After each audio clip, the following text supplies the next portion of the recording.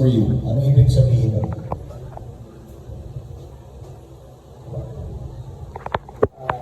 Kasama siya sa endurance, flexibility, sa strength. Yan ang factors of being fit.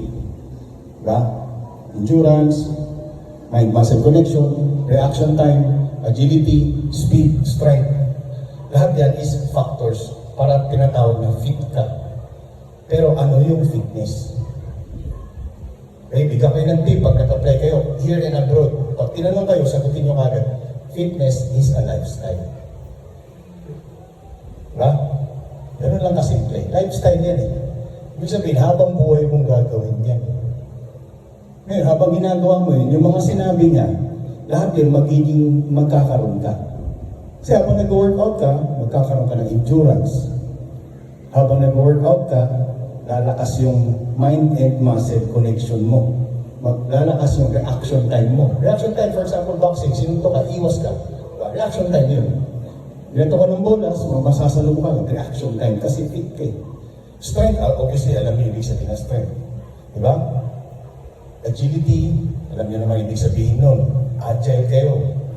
Flexibility, lahat yan isa factors para maging matawag ka na fit. Hindi porket nakita mo malaki katawan ng tao, hindi mo sabi fit yan. Paano kung malaki lang yan? Diba? Wala siya ng factors na yun.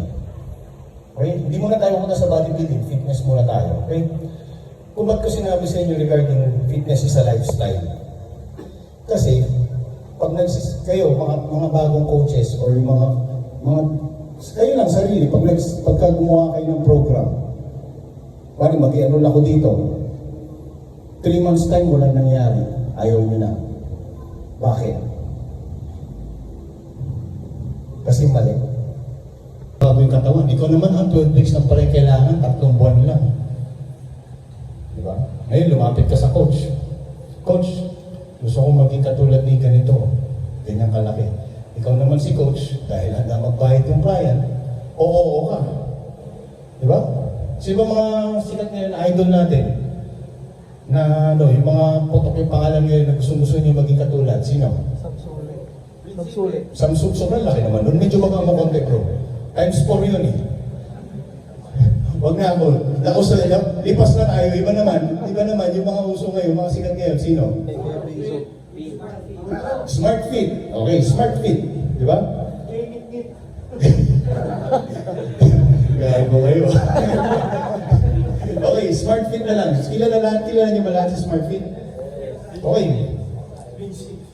For example, yung katawan na nag-enroll sa inyo, medyo malaki, di ba? Medyo mataas ang body fat.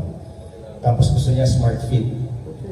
Ikaw si coach, bigyan ka niya ng 50K, 3 months time, gawin mo Smart Fit. Ikaw naman si coach, syempre yung 50 million. Oo ka. Di ba? Binigyan mo ng false hope si client. Then, ikaw sa sarili mo, in reality, alam mo na hindi mangyayari yun. Pero kami, yung mga veterano, ako, Warren, off-season ako ngayon, bigyan mo ako 300,000, 10 weeks. Kaya ko lagpasan yung physical Smart Fit. Naturally. Alam niyo bakit? Kasi lifestyle ko to. Kung sabihin ko, ikaw, normal na tao, sabihin mo sa'yo, bawal ka na kumain ng Jollibee. Kahit kailan. Di ba? Nakakabuang. Bawal ang pagkain mo, bawal prito. Walang explanation kung bakit. Nakakabuang. Ibig sabihin, binabago ko yung lifestyle mo. Hindi ko pwedeng baguhin yun ng 3 buwan, 6 na linggo, 1 taon. Di ba? Matagal yung pagbago ng lifestyle. Kaya as a coach, papayag ka sa konsumisyon. Di ba? Papayag ka sa sama ng loob.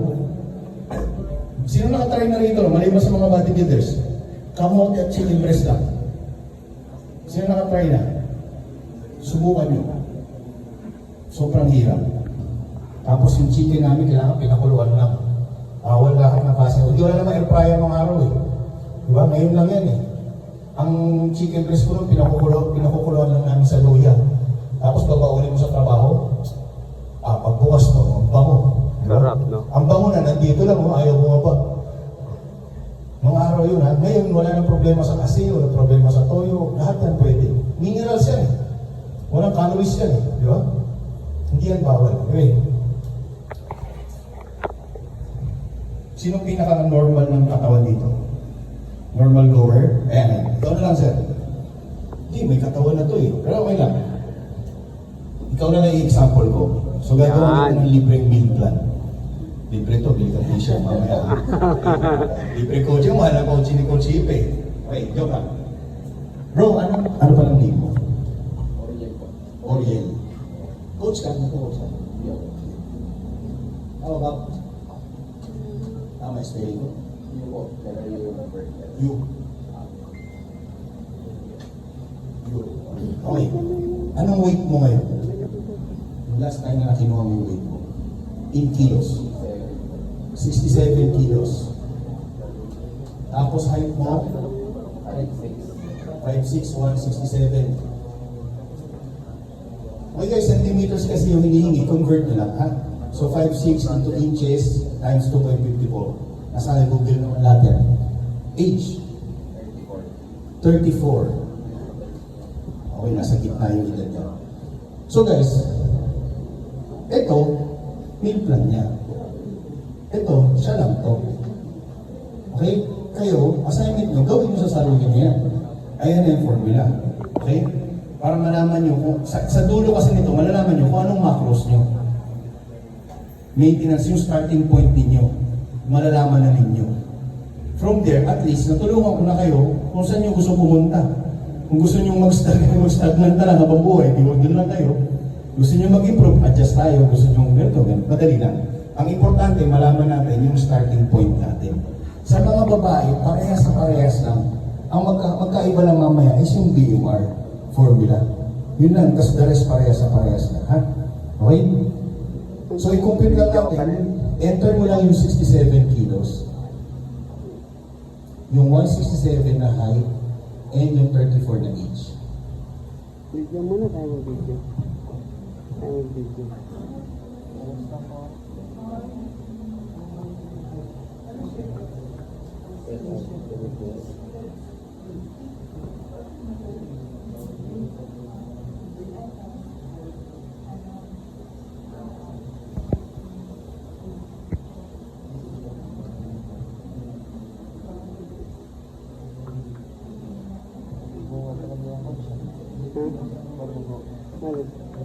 Ito po.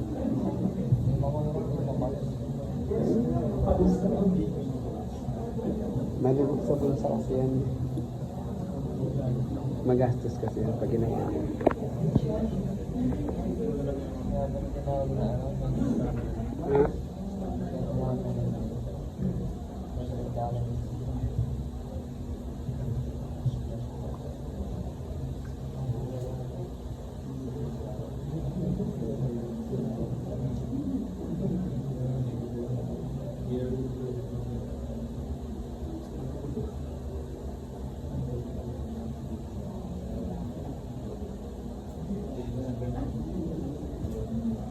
Okay. Sana susundan nyo ha. So, yung basal metabolic ni Uriel is 1,556 calories. Yun yung calories na sinusunog niya for 24 hours at rest. Yung kuwari, wala siyang ginawa. Buong araw. Yung katawan niya, yun yung sinusunog. Kasi kahit hindi ka gumagalaw, yung internal organs mo, gumagalaw yan. Nagdi-digest ka. Tumitibok yung puso mo. Di ba? Naglalaway ka o whatever, di ba? Lahat ng internal organs mo nagtatrabaho. So, meron kang sinusunog pa rin. Okay? Tandaan niyo yung kanina sa umpisa, sedentary, di ba? Right, active, lahat yun kasi guys, ang tawag doon is total daily energy expenditure. Kung ano yung galaw mo sa isang araw, sa loob ng isang linggo. I-multiply natin yung BMR sa TDEE ninyo. Kung gaano ba kayo kasipag sa isang linggo. Alin ba kayo ron? Kasi kung may mga estudyante rito, obviously magalaw yan. Yung estudyante nag-workout, magalaw yan. Doon yung hahanapin ngayon yung maintenance calories ninyo. So multiply sa TDEE. Kung may number 1 sedentary.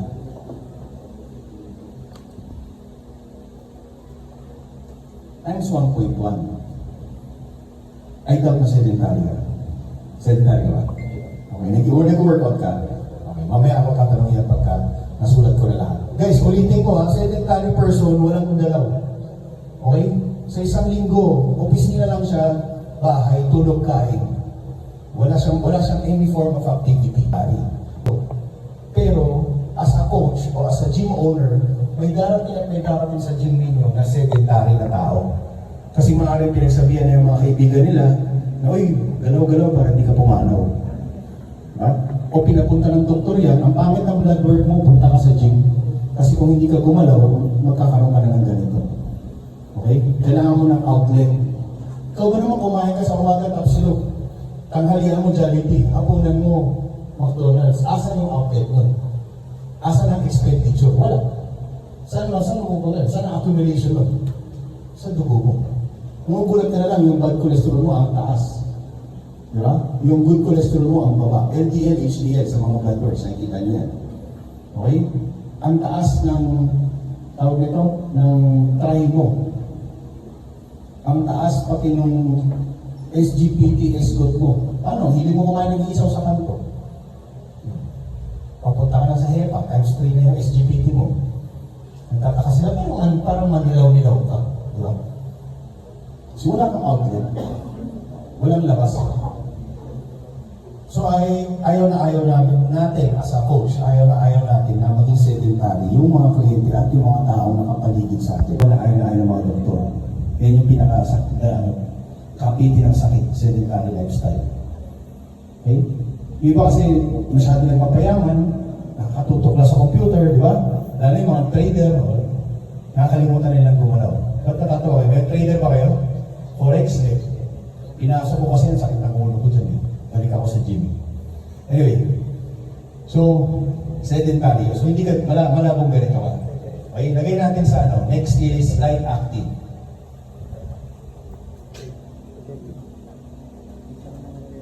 Okay.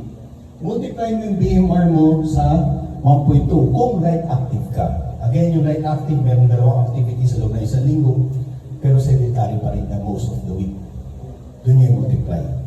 So again, malalaman nyo yan, pag kinakausap nyo yung kliyente, babalik na naman kayo sa umpisa, assessment. Diba? Hindi ka pwedeng, sabihin mo na sila, pag may kliyente na ginul sa'yo, okay, ito gagawin natin, wala ganun eh. Mag-uusap muna kayo eh. Diba? Assessment ang tawag doon, na alamin mo muna yung background. Kasi kung hindi, doon mo nalaman yung program, doon mo nalaman yung structure. Okay? Moderate. Ito yung sinasabi ko, 3 times a week.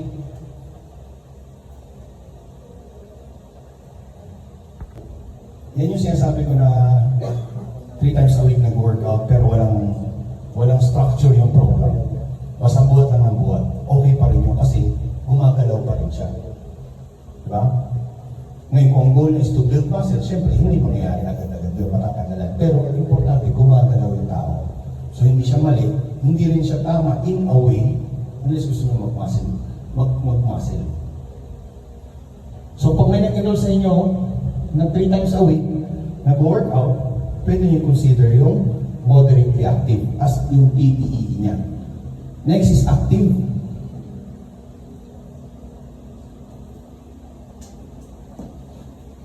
Four to 5 times a week nag-workout pero hindi pang bodybuilding yung hindi intense tulad sa amin. Yung tipong isang exercise pa lang, ayaw mo na. Diba? Sa mga malalaki rito, alam niyo yung ibig sabihin workout. May mga drop sets, may mga maximum, may RIR1, di ba? Mga ganun. So isang exercise pa lang, parang gusto mo na umuwi. Yun yung intense. Eh, pag basic progressive ka lang naman, pabigat na pabigat, not knowing kung ano yung reps and reserve. Basta pabigat ka ng pabigat, maximum mo, okay yan, pwede mo consider dito sa active. Basta 4 to 5 times. No cardio yan, ha?